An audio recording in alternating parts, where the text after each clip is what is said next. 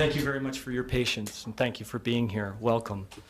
The producers of a new documentary that's been released last week, 9/11 Press for Truth, are hosting this press conference here at the National Press Club in Washington, D.C. Today marks the 5 years since the attacks of September 11th. And today in New York, at Ground Zero, there have been reading of the names of all the victims, over 80 countries. We're here today with victim relatives, author of one of the top sources, independent sources for information about the attacks of September 11th. And we're here to call for a new investigation into the attacks. The first hearing occurred in New York City. The first 9/11 Commission hearing occurred in New York City on April 1st, 2003. Jamie Gorelick listened to Mindy Kleinberg assemble a series of questions that the families had researched and presented at the first hearing. After the commission listened to the hearings, listened to her questions, Jamie Gorelick said that you, the families, have provided us with a roadmap for our work. The commission failed to follow that roadmap. The 9/11 Family Steering Committee is made up of 12 members. 3 of them are interviewed in our film. The film exposes the cover-up was affected in part by the 9/11 Commission. Mindy Kleinberg and Lori both reviewed the 9/11 report. They had come up with 400 questions over the course of the 9/11 Commission and its investigation. And the commissioners promised to follow every lead, wherever it led them, and to answer their questions. Their report revealed that approximately 70% of their questions were either inadequately addressed by the 9/11 report or not addressed at all. Their questions were not answered. It's on this basis alone that Americans should be outraged. There's been very little coverage. This report was released as part of a petition to Eliot Spitzer in 2004. It's part of an appendix of a complaint to which Donna Marshall Connor is a complainant. She's here with us today. We'll be hearing from her shortly. So I'd like to just turn over the mic for now for a few minutes for a presentation from Paul Thompson. He is the author of The Terror Timeline, published by HarperCollins in 2004. It's considered by many to be the gold standard of independent research on the attacks of September 11th. And afterwards, we'll play a clip of the film, the trailer, briefly, and then I will introduce the family members here who have brief statements about why we're here. Thank you very much. Paul Thompson.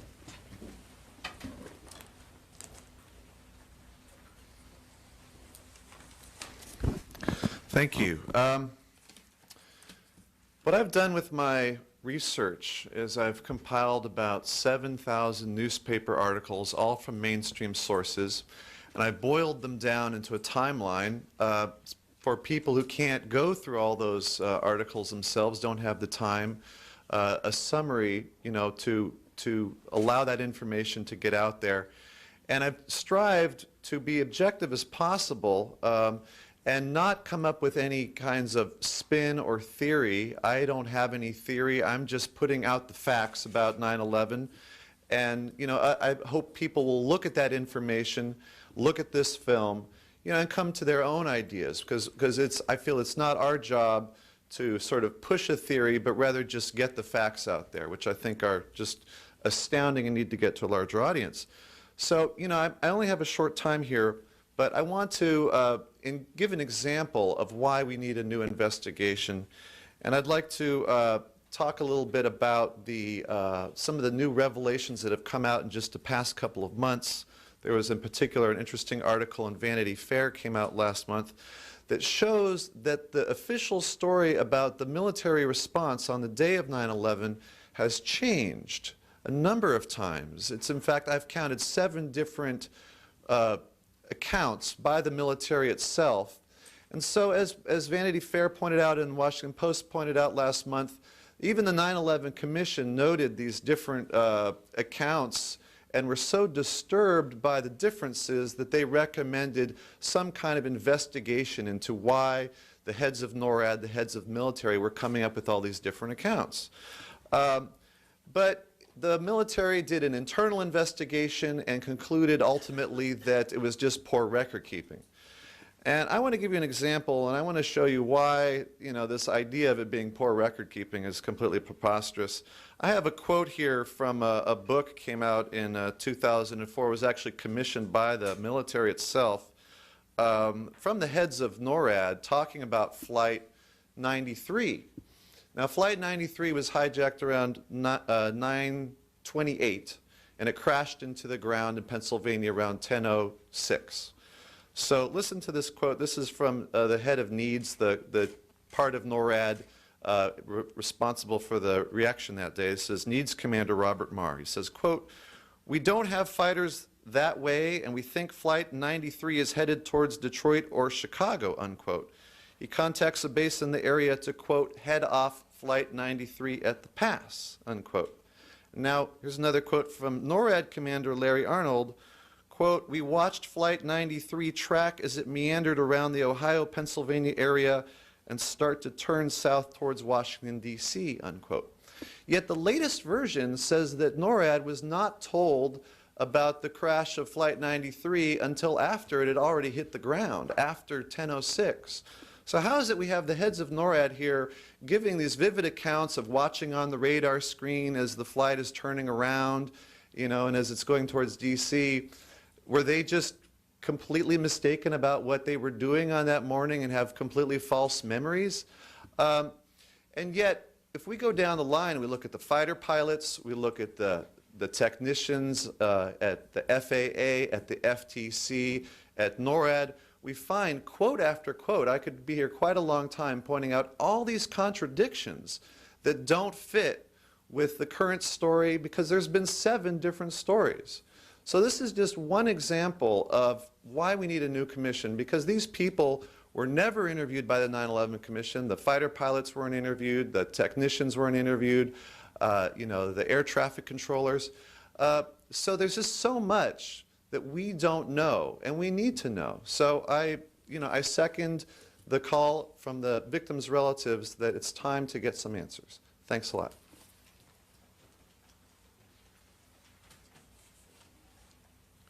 Okay, what I'd like to do now is play for you a short trailer of the film. It's an 85-minute documentary. It's available. You can go to our website at www.911pressfortruth. We're encouraging people to have house parties, gather at their libraries to screen the film, and then begin to lobby members of Congress for legislation to be passed with the new Congress arrival next year for a renewed investigation on September 11th. So,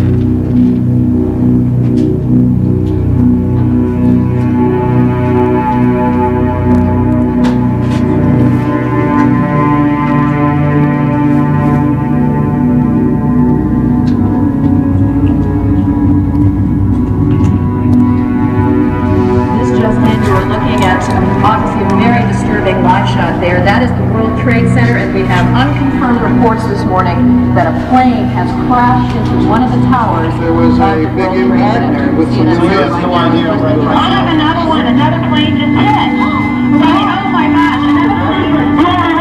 People running up the plane. Out of here now. There is so worried out the anticipation. It would appear that You're jumping out the windows. Oh, they're jumping out the windows. the fire is up here, the police officers up the aisle, and you can see the 2 towers are here, the soldiers now ready to bring a hold of us.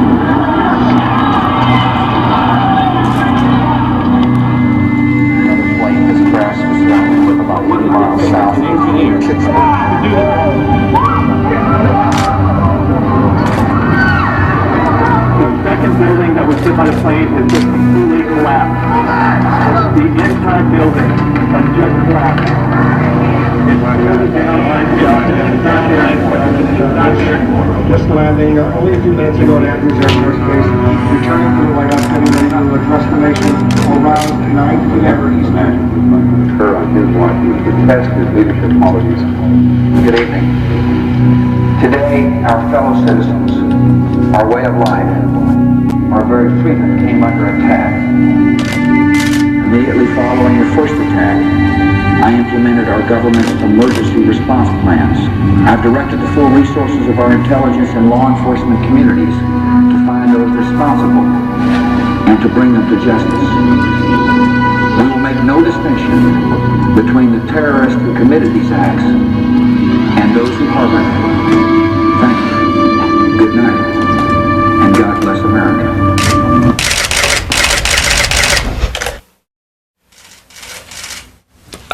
The fine folks here at the National Press Club had queued that up for the trailer, but unfortunately that was the first 2.5 minutes. So we'll try to get to the trailer toward the latter part of the conference. So please bear with us. So at this point, I just want to say that we have the family members to thank for what investigation we did have. But it's at this point, there were so many omissions, which Paul pointed out just one, that there is no question that there is the basis for and the need for a new investigation. The 9/11 widows, the 9/11 Family Steering Committee, carried that torch forward. And we have with us today 3 family members who are going to make brief statements who are picking up that torch and are here to echo this call and to support a national campaign for a new investigation. So.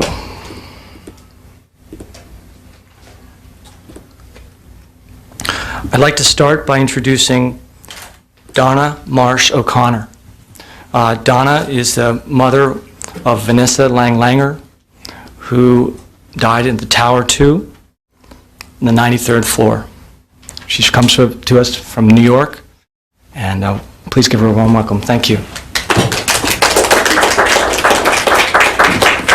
Thank you.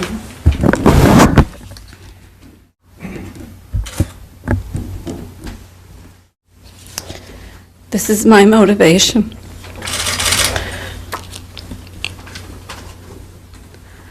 George W. Bush says, God bless America. He already did. He blessed us over and over and over again. And on that day, it was men who cursed us, not God. And it has been in the hands of men ever since to investigate everything. The events leading up to, during, and the events post 9/11. I know on a daily basis the press covers the events post 9/11. But I feel, frankly, abandoned if I question anything about the official story. I'm called a conspiracy theorist. My daughter was on the 93rd floor of Tower 2, and 5 minutes after the first plane hit, she was on the phone to the Park Avenue office of Regis Business International, where she worked in the Trade Center offices. 4 or 5 months pregnant, depending if you listen to the family myth or what the medical examiner told me when he looked at the fetal bones. She was at her desk telling the Park Avenue office that the Port Authority police and those in the building were told they were safe, that they should stay at their desks. They were not safe. But she was almost saved. My daughter's body was one of only about 283 whole and intact bodies. The funeral director They pulled her out of the rubble on September 24th. The funeral director told me when they notified us on July 6th and he picked up her body that she looked exactly as I would have expected her to look. So I asked to see her. And I did get support from Hillary Clinton's office, but my son-in-law wouldn't let me see her without him seeing her. And I couldn't put him through that. It took me 4 years for the courage to see those final pictures. This is a picture of my daughter without makeup. She would have been appalled to have this picture shown without makeup. She was stunning. And I always feared that her beauty would put her in danger. She went to work that day in the glove compartment of her Ford Explorer. At that point in time, the most dangerous car in America. I lectured her about that. Was the positive pregnancy test kit. All she ever wanted was that child. All she ever wanted was the child who'd be walking with me 5 years old today. Roughly, about the time my daughter was on the phone to her Park Avenue office, thanks to Paul Thompson, I know that is roughly the time that George W. Bush, the president of this country, walked into a school to lecture to children. He didn't rush to Command Central. He didn't order evacuations of any of our major skyscrapers, including and especially Tower 2. My daughter was found 10 feet from an alley, whole and intact. She wasn't crushed. She didn't fall. She had injuries, blunt trauma to her head, her neck, her femur. Her autopsy report is public record. I have 2 sons. One of them at the time was her best friend. He was 14 years old, and he spent September 12th researching all of the phone numbers of all of the emergency rooms in New York City because this was an impossibility. My daughter would have run for her life. My daughter would have run not to make her brothers the saddest human beings on the face of the planet. And all I asked for when the first news reporter from my local area in upstate New York came to tell me she was going to allow me to tell a beautiful story of my daughter, all I asked that day was, why could I not fly home from Toronto? But Osama bin Laden's family and some Saudi nationals whose names I still don't know were flown out of the country in our airspace. I was grounded. They were not. I asked her that day, where was NORAD? Where were our defense systems? And instead she told the 2 minutes of the beautiful story I told about my fierce and loving daughter. And that's what it's been like for 5 years. The first thing members of the press always ask me, and sometimes individual family members will ask me, where are the rest of the family members? Why aren't you all questioning? And I will tell you that for 5 years in my small community in upstate New York, I've been posing questions. And my kids have been loved by some and shunned by others because their mother is a conspiracy theorist. I am not a theorist. I was a theorist at the Syracuse University for 22 years when I taught writing and rhetoric and American public discourse, and I can't do that anymore. I haven't seen my daughter in 5 years, except that she is the screensaver in my mind. And this government has made me a victim of conspiracy theories because they haven't answered fully or allowed anyone to ask the true questions of September 11th, and that's what I'm asking from you today. For exposure. We are not crazy. We have questions. We demand answers. I don't want to be paternalized by my government. I am a parent, and I want to be able to raise the rest of my children, to go to work, to live their lives, to do, as Rudy Giuliani told us shortly after September 11th, to save the economy, to go shopping. I want to tell them this is their land, this is their country. We are never again going to be safe. We never were safe. There isn't a man or woman, politician on this globe who can save us. But we can make ourselves safer by refusing to continue to cover up. Don't look for stars to tell you the answers. We're asking for a new investigation into the events of September 11th, and this time, a truly bipartisan, global, with families invested from the beginning, middle, and throughout the end. God blessed America, and look what we did with it. Thank you.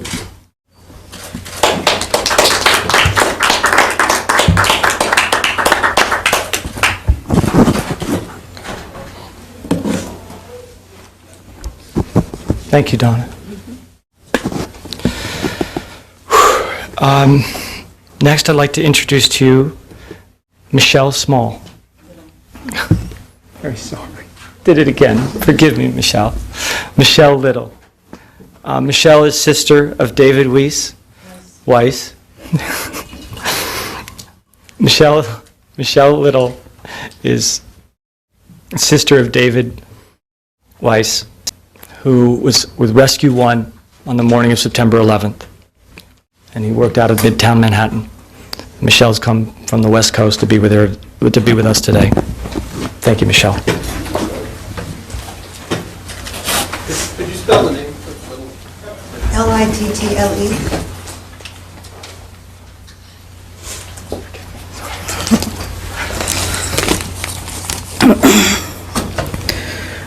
Thank you, Kyle. My name is Michelle Little, sister of FDNY, David M. Weiss, Rescue 1. I'm honored to be here today, this day, September 11th, in Washington, D.C. Since 2001, I've been researching the tragedy of September 11th and how the unanswered questions still linger on 5 years later. Taking a look at David's picture, you wonder how a man with such strength and determination would never be seen again. 5 years ago, Angel Flight Organization opened its doors to family members needing to get to New York. Within 3 hours of contacting them, the call I received back was, "How is September 18th? Is that too late for you to fly?" I remember telling friends in San Diego that I would be in New York in Godspeed, whatever that looked like. I told people at Pier 91 that I arrived in New York City in Godspeed on angel wings. While at the pile, the day the U.S. Army, the FBI, and the National Guard arrived with the fence to surround Ground Zero, I entered into the pile with 11 firefighters to search for David. While in the pile, a firefighter from the Bronx handed me a Rescue 1 flashlight that was found just hours before.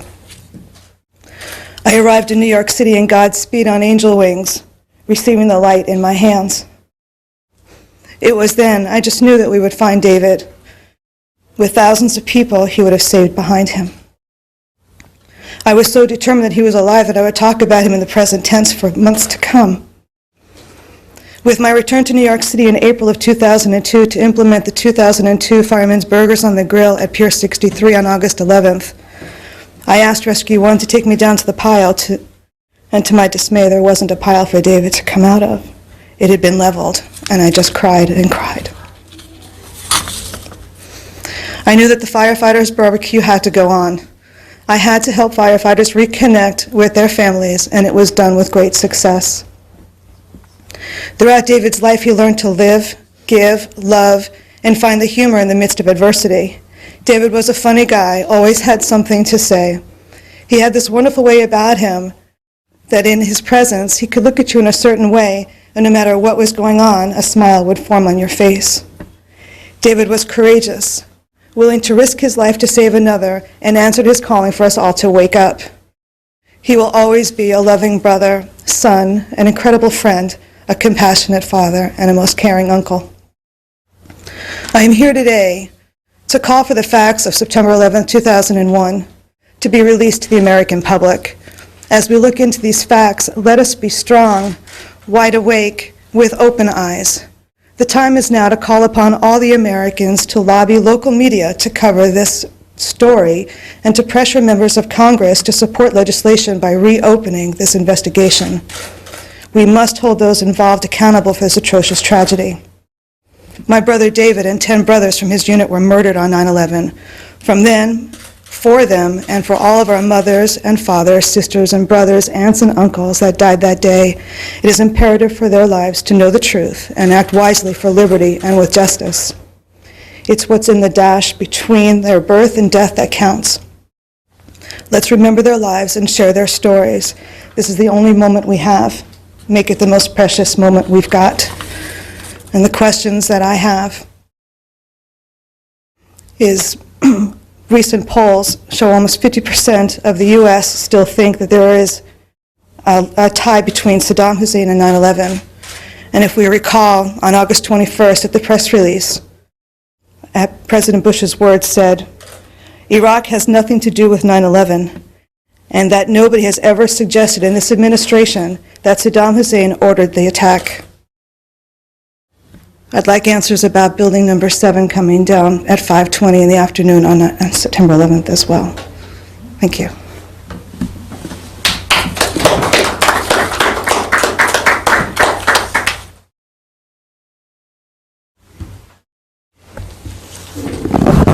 Thank you, Michelle. Now I'd like to ask Christina Kamenek to come up and make her statement. Christina lost her sister, Mary Ray Soper. Mary Ray Soper on Flight 77.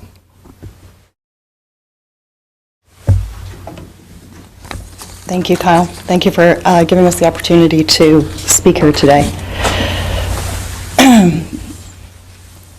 5 years ago, our country and families of the 9/11 victims watched in horror as the most horrific tragedy on American soil in decades unfolded. 5 years later, survivors of the attacks find it difficult to rejoin their lives.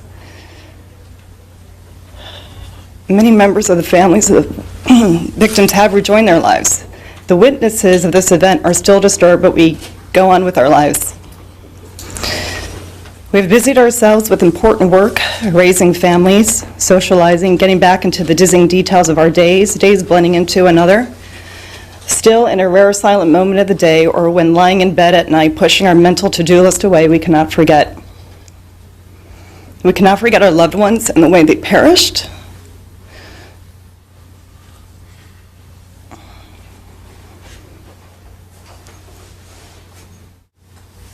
We cannot forget the moments leading up to their death, nor completely forget the most heart and gut-wrenching days and months to follow. We cannot forget the images of war and the stories and photos of those who have died, civilians and soldiers. We cannot forget the lack of interest of our government in seeking a public investigation in the areas that led to this national tragedy. We cannot forget the families that fought so hard to be heard and triumphed with historic legislation to form the 9/11 Commission. Finally, questions would be answered, not just those that belong to the families. Americans would hear testimony and have their questions answered. Why, really why were we attacked, and is a question answered much too quickly and simply. The chronology of events, intelligence, and communication would be revealed and answered many of our questions. People would be held accountable. Osama bin Laden, Al-Qaeda, but whom else may we discover to also be held accountable for the inadequate systems and broached processes and communication that went wrong in that day in particular. This was important. It was about our security. The investigation revealed these broken systems and procedures. Many recommendations were made, some implemented, most were not. Airline security still remains insecure and little improved. We still do not have screening for cargo under passengers' feet. We still do not screen for plastic explosives, a type of threat we have known to be used by terrorists for decades. The TSA has purchased 147 puffer screeners to install across the country. 147. Weapons have gone undetected, and we still do not have screening for many of the explosives and threats that we could have now. The investigation also revealed to many confusion, contradiction, and outright lies, evidenced by testimony and the PDB of August 2001. One by one during the investigation, the emergence of lies, excuses, and contradictions came forth in the investigation and in administration press conferences. The administration had no prior knowledge of threats against the U.S. on U.S. soil. We know from presidential briefings and other published statements that this is not true. This administration, nor the one before it, could not have thought of or studied the idea of terrorists using planes as weapons. We know from published statements and studies that this is not true. The statement, if you're not with us, you are against us. And yet we've called those who harbor these terrorists our friends on the war on terror. Then 9/11 became synonymous with Iraq and Saddam Hussein. Though the CIA was blamed for misleading information and the administration blamed for then misleading Congress, the fact remains that there was never WMDs, and there had been public statements from the administration prior to the war that there was a lack of evidence, and before that, statements that there was no threat whatsoever from Iraq. The CIA also informed the administration that U.S. preemption in Iraq would be the cause for more terrorists to be trained and harbored abroad. That briefing we ignored. And now, with the contradictions and falsehoods coming to light, the reasons the public was given for going to war fall away one by one.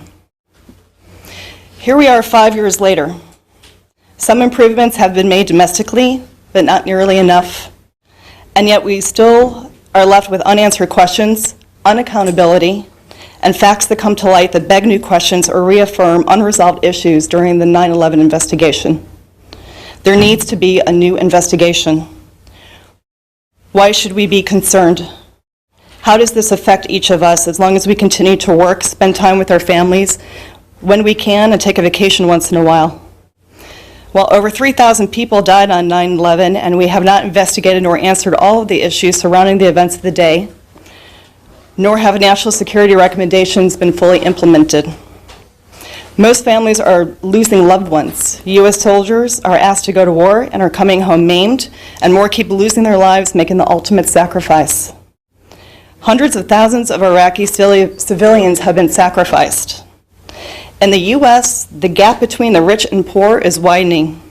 Money is being diverted or cut by Homeland Security to cities for first responders. Money is being cut in education. Healthcare is being ignored.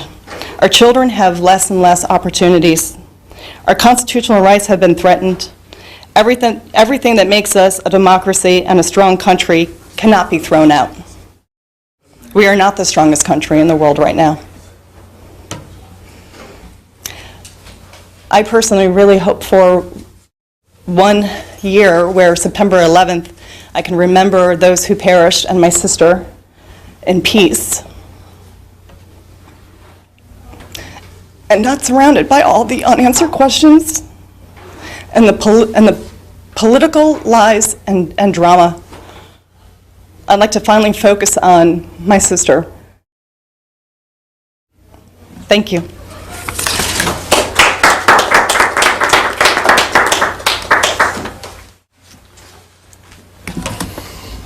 Thank you, Christina. Tonight, ABC will air the second part, the documentary, a docudrama called The Path to 9/11.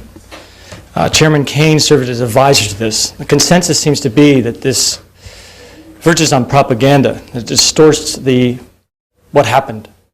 in the run-up to 9/11.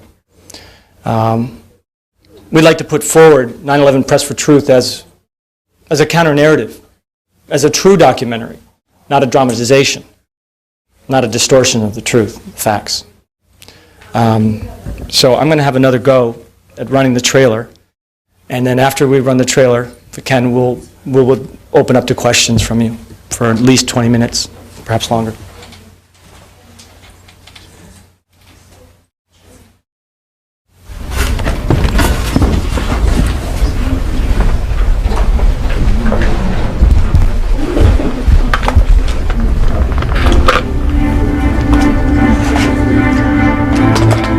This just in, you were looking at obviously a very disturbing live shot there.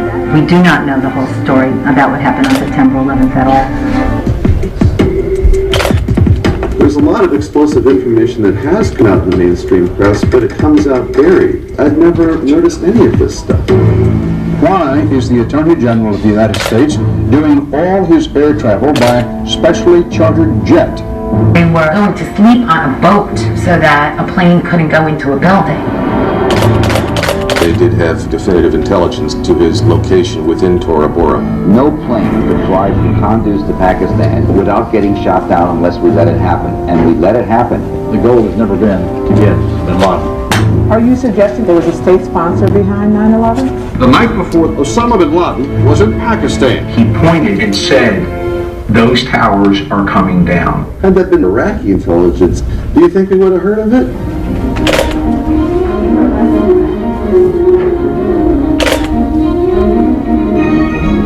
These women banded together after their husbands were killed.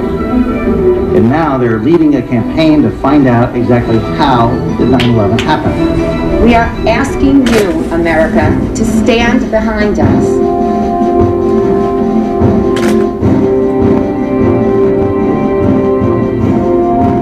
Investigation must not interfere with the ongoing efforts to prevent the next attack. Our families didn't want us asking these questions. That was painful. We should, just be breathing and healing. Well, part of our healing process is finding out exactly what happened.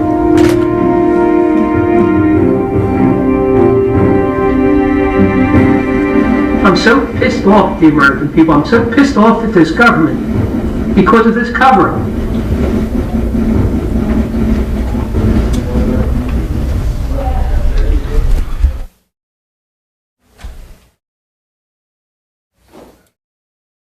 We have a mic here for members of the press who would like to ask questions to any of us. Thank you for being here. Thank you, David. Dana Milbank.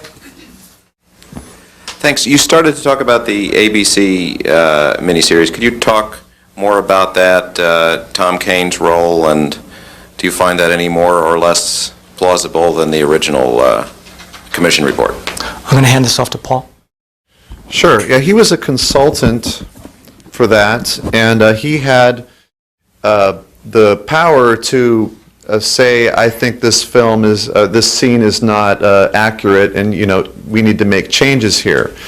And yet, when the final cut started to come out and people started to point out all the inaccuracies, he pretty much stood by the film and defended the film, even while most of the other 9/11 Commission members watched it and said, like Richard Benveniste said, I watched that and I can't see how they read our report and came up with that. It's totally different.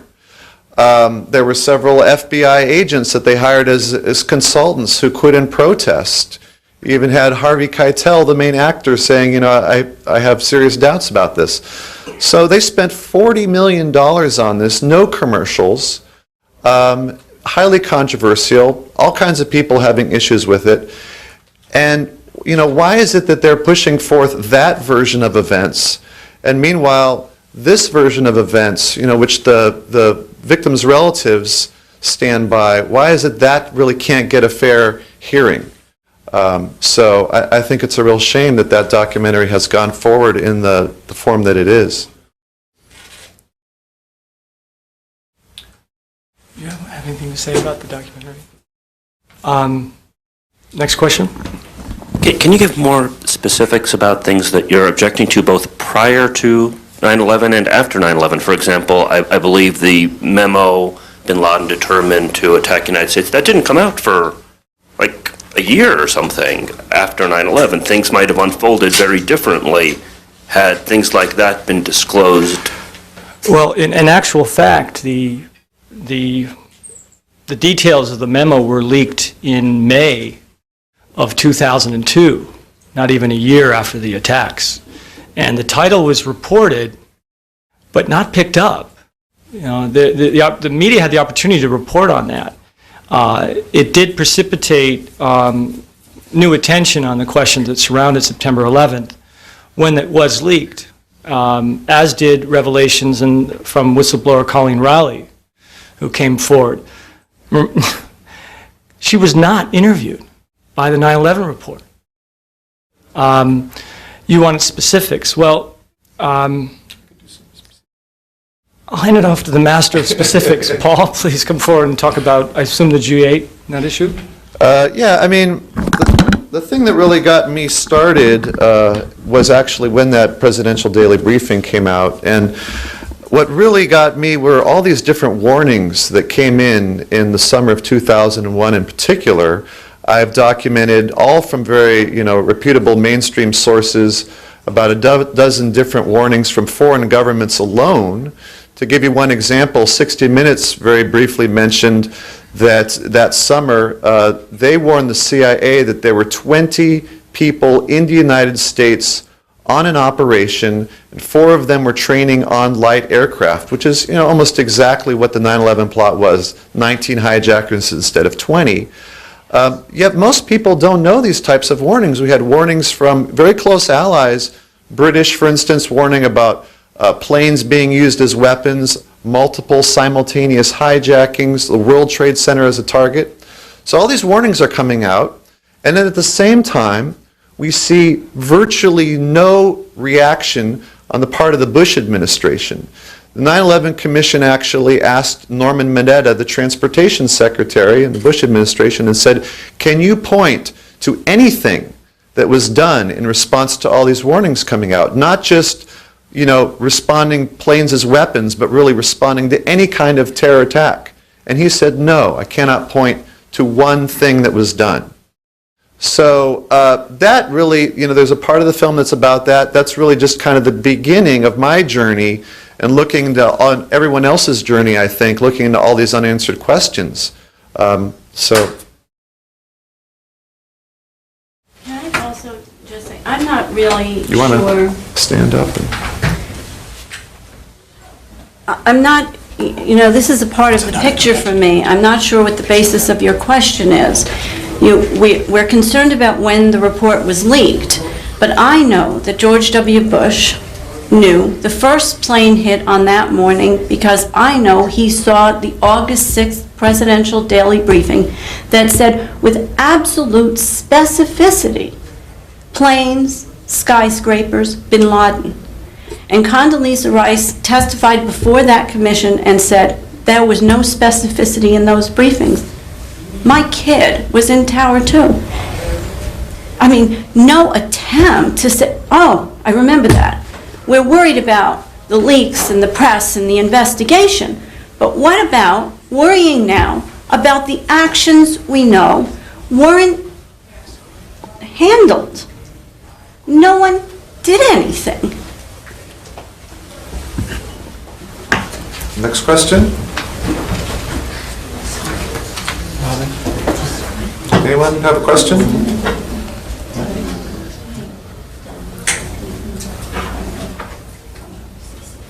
CTA. You have a question? After this?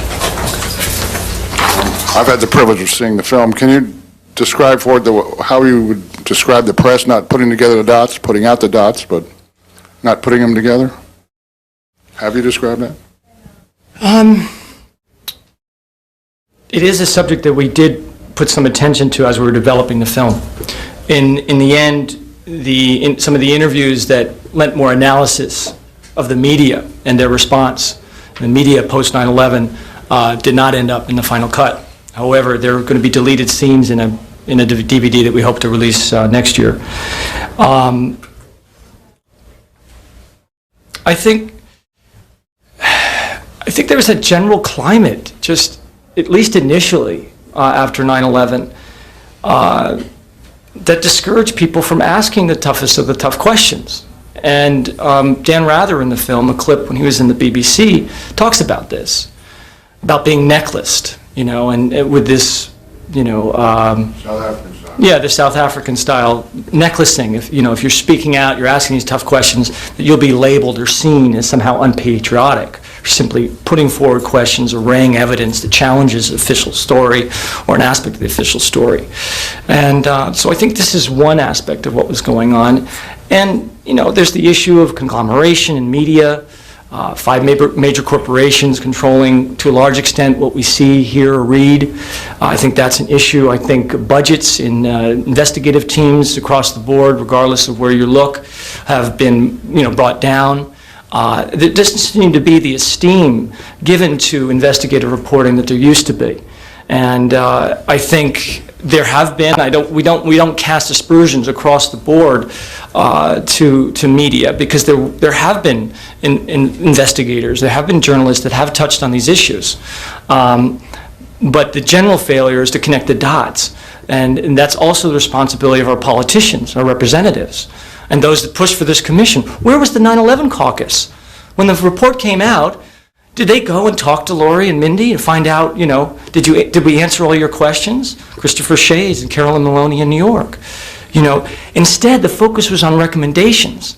And yet, if those recommendations flowed from the first mandate, which was to provide a full accounting of the events and circumstances, which was deficient, then we may well have to question some of those recommendations. And yet, that was the sole focus when this report was became a bestseller and what have you. So, I think there's many reasons, and it seems like Paul would like to say a few more words about that, but thanks for the question. Yeah, I'd just like to add that, in doing my research on this, I found that very often the media did report the dots, quote unquote, but often failed to give them the prominence they deserve. Again, going back to that example of that Egyptian warning, that was in a long CBS piece about the life of Muhammad Atta, and just sort of 2/3 through the piece, they just happened to mention that in passing, when you would think that would be a front page lead. And I've seen that happen time and time again, where things get reported, but they didn't really get out there the way they should have. And as one of the Jersey Girls said in the movie, they said that it kind of dribbled out over a multi-year period, and so it never really had that impact, because there never really was the collection. For instance, I've documented 12 different governments giving very interesting, precise warnings. I've never seen one story that was an analysis piece and said, here are all the different governments and here are all the different warnings put together as one. It just kind of came out a little bit here, a little bit there, and really lost the impact.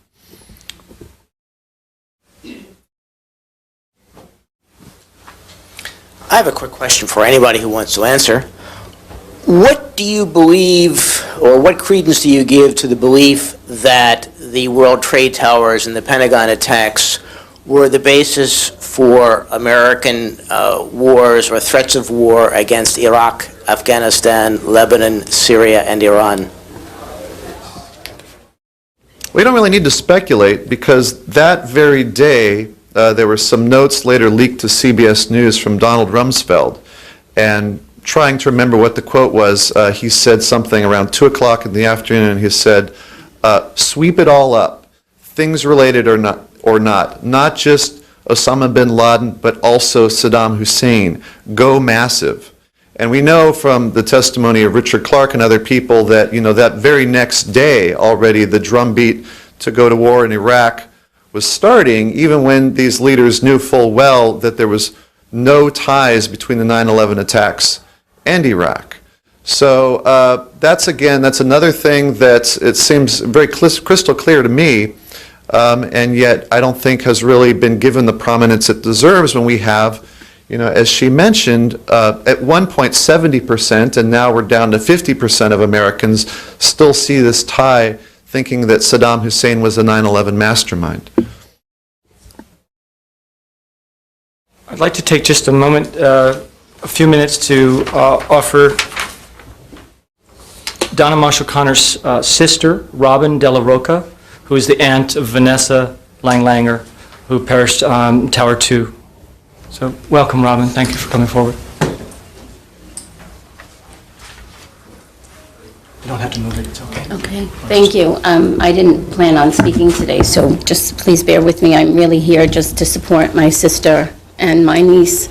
But I have to tell you, I was in Manhattan that day in a different high-profile building, and that building was evacuated, though not immediately. The difference is I was in the United Nations building, and the Secretary General of the United Nations and the head of security of the United Nations did not have access and were not privy to that briefing that George W. Bush had on August 6th. And yet they still evacuated the building. I've also heard from some reporters that there were heads of state scheduled to come in for the general debate, the high-level sessions there, and some of them canceled their trip before it was officially canceled, the event, because they had had warnings. So they had warnings, but we did not. And I don't know if that's absolutely true. And that's why I need you to ask those questions. I don't have access to that information, but maybe you will. And if there is an investigation, a real investigation, maybe somebody there can have access to that information. Where were our warnings so that she could have left instead of been told to stay put? No one should have died in Tower 2. Thank you. Yeah, I just want to make a follow-up on that. I mean, you hear something like that and you think, boy, is this some kind of conspiracy theory about, people being warned beforehand not to come to New York City? Yet there was, a lot of things in the mainstream press. There was a Newsweek story, came out just after 9/11, saying that there were a number of high-level generals that were going to fly that next morning, and that they were given a warning and told not to fly on the morning of September 11th. And then the Newsweek article went on to say, doubtless this is going to become a big issue because, why is it that these people were warned, but, the people on the planes that were hijacked weren't given the same warning? And there was no such debate. And then the next issue of Newsweek, they basically repeated that exact same story, and again kind of said that doubtless this will lead to some kind of debate, and again kind of just completely fell on deaf ears. So, this is not, you're not a conspiracy theorist if you just look at the newspaper and you said, I read this in Newsweek, I read this in, the New York Times and so forth, and I want answers. I want the 9/11 Commission, for instance, to have looked into that Newsweek story and tried to figure out what was going on there. But that was just one of the 70% of the questions that the victims' relatives asked and never got answers to. Any further questions? At this point, I think it's important to address the American people for a moment. A May Zogby poll found that over 50% of the country now support a new investigation. So we're here to reach out to the people, the American people, to support this lobbying campaign and to call their representatives, to confront their candidates, ask them where they stand, ask them to co-sponsor a bill, to draft a bill and then co-sponsor it, and bring it forward in the new Congress in the new year. And our campaign starts now. Beginning today and through the week, we're going to be delivering a copy of the DVD to every member of Congress. And we're also going to do another round of screenings. Next 2 or 3 weeks, a total of 60 screenings are happening all across the country, house parties, different kinds, libraries. And beginning mid-October through the election, we're calling on folks to host more screenings. And the film did not get picked up by a major U.S. distributor, so this is the route we're going. We're reaching out to the American people and to support the family members, to support the independent investigators who have been doing the hard work, and challenging key aspects of the 9/11 Commission and its findings. So thank you for being here. Thank you for listening. And thank you to the family members who came, in some cases, a long way to be here. Thank you to Paul. Thank you to all those who had a part in this film and who have been advancing this cause these last years. Thank you very much.